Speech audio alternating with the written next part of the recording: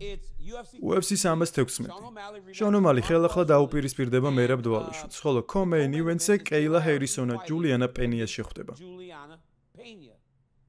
რას ფიქრობ ამ განცხადებაზე, რამდენად გაგახარა ამ ბრძოლებმა? მომეწონა განცხადება. ის გამოქვეყნდა 1 აპრილს, ამიტომ არ ვიცოდი როგორ გამეგო ეს. ვიცი რომ კეილასა და ვიქსენ შორის საქმე სერიოზულად არის. სოფლიო უბრალოდ არ არის საკმარისად დიდი, რომ ამ ორმა გვერდიგვერდ იცხოვრონ და ერთი კამარი გაიზიარონ. რაც შეეხება მთავარ ივენტს, გულშემატკივრებისგან არ მომისმენია, რომ ისინი ომალისა და მერაბ შორის ასე სწრაფად მოითხოვდნენ რევანშის ნახვას. ასევე პირდაპირ ომალისგან მოვისმინე, რომ ის ოდნავ გადაღლილი და დაშავებული იყო და დაახლოებით 10 თვე სჭირდებოდა, სანამ ის დაბრუნებას გადაწყვეტდა. ამიტომ თავიდან არ მეჯერა. ცოტა მოულოდნელი იყო, ხო და კიდევ ერთი საკითხია პარტნიორო. რაშიც მე და შენ დიდი წვლილი მიგვიწვის ამაში, ეს კარლოს პრატეს ეხება, რომელიც მაიამის ქარდიდან ამოიღეს და ჯეფ ნილთან ბრძოლას ვეღარ გამართავს. მახსოვს მე და შენ შევედით UFC-ში და ბიჭებს ვუთხარით. თქვენ გულშემატკივართა ნებას არასწორად აფასებთ, თქვენ პრატესის ვარსკვლავურ პოტენციალს არასწორად უყურებთ. მას სასწრაფოდ ჭირდება ჩხუბი და ჩვენ არა მხოლოდ მამას მივაღწიეთ პარტნიორო, არამედ ზემოთა ქართზე ავაწევინეთ. ის ახლა მთავარი ივენტია იან მაჩადო გერის წინააღმდეგ. ეს უფრო მოულოდნელი განცხადება იყო ჩემთვის. ხო, უზარმაზარი ბრძოლებია, რომლებიც რამდენიმე დღის წინ დაანონსეს და როგორც შენ თქვი, მადლობა ღმერთს ამ ანონსისთვის, რადგან როგორც იცი, ახალი ამბების ციკლი როცა ნელდება, ხალხი გივიწყებს ხოლმე, ამიტომ საჭირო იყო ეს ანონსი. ხალხს რომ ახლიდან გავხსენებოდეთ. ომალისა და მერაბის ბრძოლა ამაში გვეხმარება და ნება მიბოძეთ გითხრათ რატომ. როცა ომალის ტრამვას ვიხსენებდი, აღმოჩნდა, რომ ის თეძოს არეში არსებულ ლაბრუმზე საუბრობდა. თურმე ლაბრუმი თეძოშიც არის. მე კიდევ თავიდან მეგონა, რომ ხრების არეში არსებულ ლაბრუმს გულისხმობდა. მაგრამ არა, აღმოჩნდა, რომ თეძოს ლაბრუმი იტკინა. მიზეზი, რის გამოც მერაბმა შეძლო ასე წარმატებულად ებრძოლა ომალის წინააღმდეგ, იყო ის, რომ მან შეძლო მის მიწაზე გადაყვანა. როცა ტრამვა ფეხზე დგომაში ხელს გიშლის, ძნელია თეიქდაუნებისგან თავი დაიცვა. თუ მას ჰქონდა ტრამვა და თუ მას დასაბრუნებლად 10 თვე დასჭირდებოდა, როგორც ეს შენ თქვი შეი. ესე იგი გავიდა ოქტომბერი, ნოემბერი, დეკემბერი, იანვარი, თებერვალი, მარტი, აპრილი. 8 თვე გავიდა ბოლო ბრძოლიდან, ხო? 8 თვე ბოლო ბრძოლიდან. დაპირისპირება სულ მალე შედგება. და ამ დროს ომალის დაახლოებით 2 თვე უკლია, სანამ ის ტრამვას მოირჩენს და ვარჯიშს დაიწყებს დასაბრუნებლად.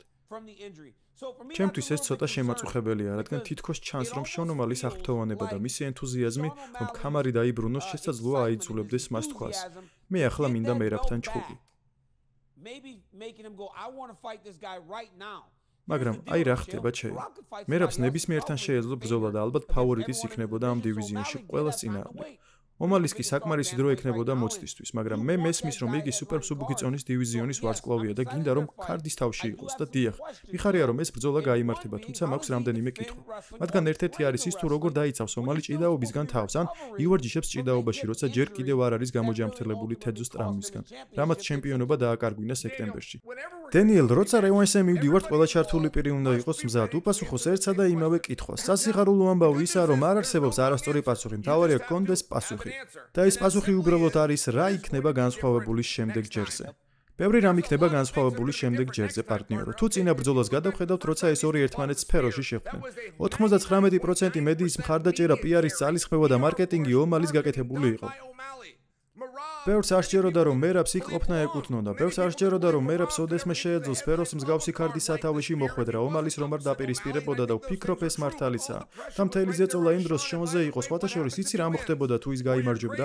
ის მოხდებოდა, რომ მას საჩუქრად ნურმაგომედოვა წოდებულ დაუმარცხებელ მებრძოლს უბოძებდნენ, რომელიც პირველ რიგებში სრულიად შემთხვევით არ ეჭდა. ომალის წინააღმდეგ ისე უსამართლოს ჩააწყვეს ყველაფერი, რომ საბოლოოდ ყველაფერი ჩაიშალა. ომალისთვის აუცილებელი არა ამ ბრძოლის მოგება, ომალის არაფრის დაცვა არ სჭირდება. ის უბრალოდ უნდა გავიდეს და იჩხუბოს. და ასე რომ გააკეთოს, საჭიროა მისი სხეული და გონება მაქსიმალურად საღი იყოს, მაგრამ ვფიქრობ ახლა სრულიად განსხვავებული შემთხვევაა და განსხვავებული გარემოებებია, ვიდრე პირველი შეხვედრისას იყო. აბსოლუტურად გეთანხმები. გარემოებებზე აქამდე არ მიფიქრია. ამასთან დაკავშირებით შენთან ერთი შეკითხვა მაქვს. იგრძნობა, რომ შონ ომალის ესაჭიროება სერიოზული ვარჯიშები ჭიდაობაში, რათა ბრძოლის დროს მერაბ დვალიშვილის თეიქდაუნები შეაჩეროს. მერაბის ზეწოლა, მისი ტემპი, მისი უნარი წინ დაგიდგეს და დროთა განმავლობაში დაგღალოს, შეუდარებელი და უნიკალურია UFC-ში.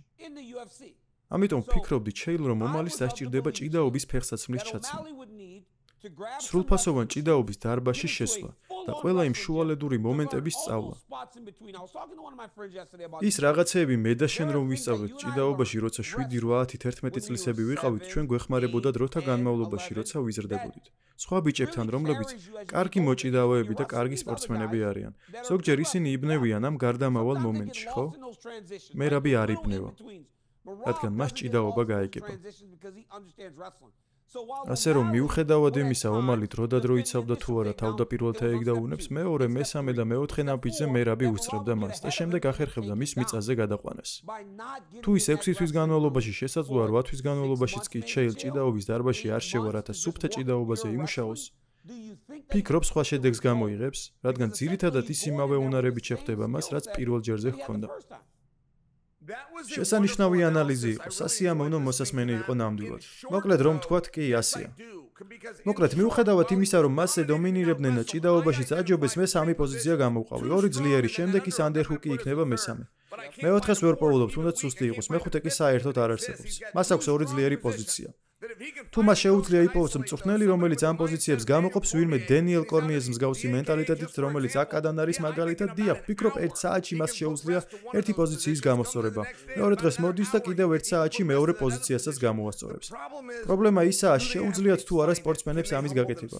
შეუძლიათ თუ არა თავიანთი თავის დამდაბლება, შეუძლიათ თუ არა მათ მწვრთნელებს, რომელთა საქმეც ესაა, გვერდზე გაიწიონ და თქვან, იცი რა, მე ეს არ გამომდის, მოდის სხვა ექსპერტი ჩავხტოთ. ეს შეიძლება რთული იყოს ისეთი ვარსკვლავისთვის და ჩემპიონისთვის, როგორც შონომალია, მაგრამ თუ ის შეძლებს გაუმკლავდეს და კარგად აითვისოს ეს 2 და მართლა 2 პოზიცია აქვს გასაგები, მაშინ უკეთესად დადგება ფეხზე.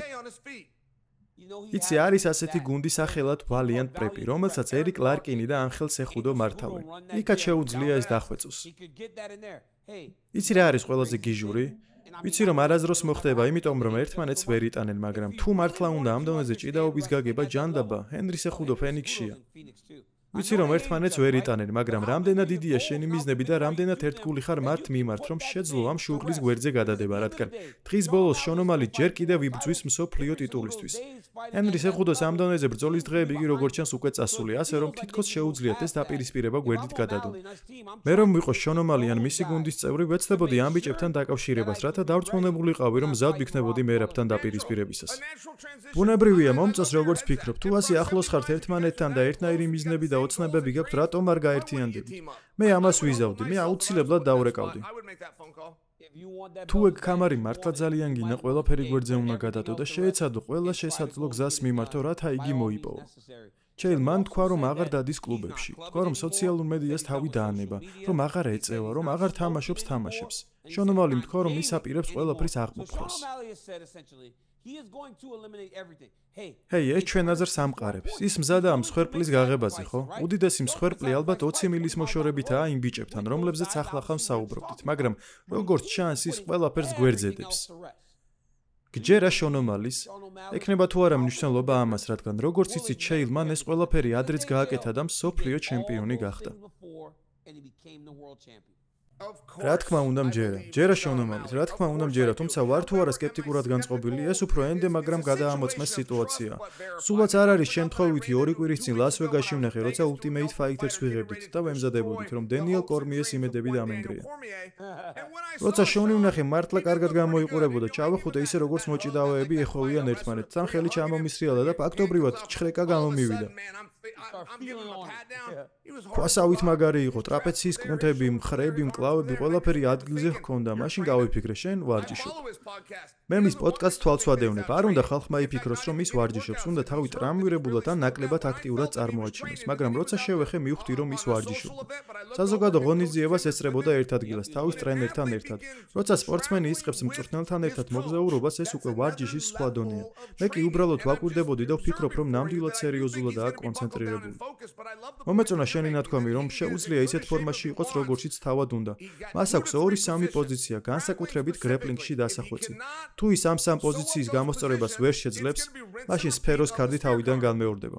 გახსოვს, სანამ UFC-ს ღამეზე ვიყავით მე და შენ, როგორც კი ბრძოლები ახლოვდებოდა, უკვე მწვრთნელთან ერთად დავდიოდი ყველგან. ერთ-ერთ დარბაზში ვარჯიშობდით. როგორც კი ბრძოლები ახლოვდება, ხედავ როგორ დადიხარ შენ მწვრთნელთან ერთად და შენს ხედავ მე როგორ დავდივარ ჩემს მწვრთნელთან ერთად. ზუსტად ამას აკეთებდა ომალიც. ჩვენ ნახეთ ერთ საღამოს როგორ ტოვებდა ის სასადილოს მწვრთნელ ტიმთან ერთად, ასე რომ დიახ, ის მზად ჩანდა. მაგრამ დღის ბოლოს მაინც დიდი გამოწვევა ელის მერაბის სახით. გულისხმობ მერაბის კარდიო, როგორც იარაღი, ისეთივე ძლიერია, როგორც კეინ ველასკესი იყო. როცა კეინი თავის პიკზე იყო, მას ვერავინ უძლებდა. და როგორც ჩანს მერაბიც ამ ტემპს უბიძგებს. იცი რა მითხრა ჩემმა ბიჭმა ჯონ ვუდმა ერთ დღეს? ჯონ ვუდმა, რომელიც ჩვენთან ერთად იყო Ultimate Fighter-ზე, მითხრა, რომ როცა მერაბი უმართან იბრძოდა, ეს მისთვის უფრო ნელი ტემპის ბრძოლა იყო, ჩეილ. მან თქვა, რომ მერაბს ბევრად მეტის გაკეთება შეეძლო, მაგრამ მაინც მოახერხა და ისე დაღალა უმარი დაუმარცხებელი ბიჭი, რომელსაც წაგება აქამდე არ ენახა. კარდიო როგორც იარაღი ისე გამოიყენა და ამით მოუგო. ჯონმა მითხრა, მერაბს გაცილებით მეტი შეუძლია და რომ უმალისთანაც იგივე სიტუაცია იქნება. მან თქვა, რომ ტემპი, რომლითაც მერაბს შეუძლია ბრძოლა, სწორედ მაშინ გამოჩნდა, როცა პიოტრ იანთან იჩხუბა და თითქმის 50 ჯერ დააგდო 25 წუთში.